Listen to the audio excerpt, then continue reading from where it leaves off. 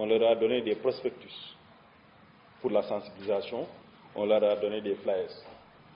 On a permis à chaque chef d'agence de poser aussi une question au médecin chef de région par rapport à la maladie. Maintenant, la deuxième chose, c'était de comprendre quel est le dispositif qu'ils ont mis en place pour gérer les flux pendant le paiement des salaires à la fin du mois. Effectivement, on leur a conseillé, ils avaient un dispositif, tous quand même, ils nous ont exposé, mais on leur a conseillé de renforcer ce dispositif en quoi faisant, en mettant en place un système de lavage de mains, si possible, avoir forcément des gels hydroalcooliques, mais aussi protéger les agents, parce qu'il faut que les agents soient d'abord protégés. On leur donne des masques, les agents, les caissières et tout, avec des gants qui sont interchangeables, bien sûr, suivant une périodicité bien définie. Mais on évite au maximum que le monde, le flux qui se retrouvait au niveau des accueils des banques puisse être le même. Ce n'est pas possible. Quelquefois, vous entrez dans une banque, vous trouvez une contenance de 50 personnes, la banque fait 150 personnes. C'est bondé de monde. Mais cette fois-ci, ce n'est pas possible. Ils ne le feront pas. Cette fois-ci, ils vont mettre un système de rotation par 5 ou par 10 selon la capacité de la banque. Donc, ils vont prendre par 10. Si quelqu'un sort, on fait entrer un autre. Mais pas plus de 10 à l'intérieur. Certains ont dit que compte tenu de leur capacité d'accueil, ils vont prendre 5. Quand quelqu'un sort, un autre rentre, mais pas plus de 5.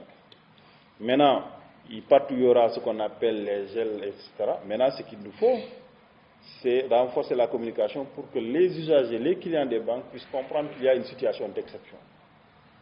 Que les situations d'exception nécessitent qu'on puisse au moins patienter davantage pour permettre à ce flux qui est à l'intérieur de sortir. En tout cas, on va faire de sorte qu'on va éviter à l'intérieur des banques qu'il y ait un attroupement. À l'extérieur aussi, on ne souhaite pas avoir un attroupement.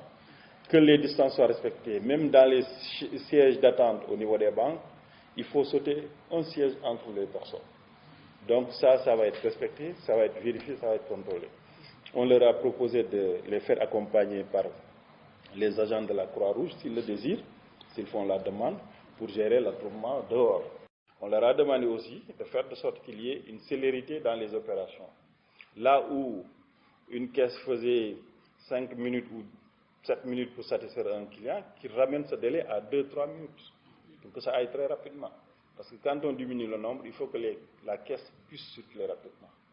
On a exigé et demandé pour les banques qui ont des gaps qu'il n'y ait pas de rupture au niveau des gaps, qu'il n'y ait pas de panne de gap, que les gens puissent aller au niveau des gaps et se servir. On a aussi appelé l'ensemble des détenteurs de gaps qu'il y ait un dispositif, si c'est possible, alcoolique au niveau des gaps, parce que les claviers des gaps sont utilisés par plusieurs personnes. Chaque fois quand quelqu'un entre, qu'il puisse vraiment se nettoyer, après qu'il se nettoie avant de sortir, ça permet chaque fois quand il utilise le clavier d'être vraiment en sécurité.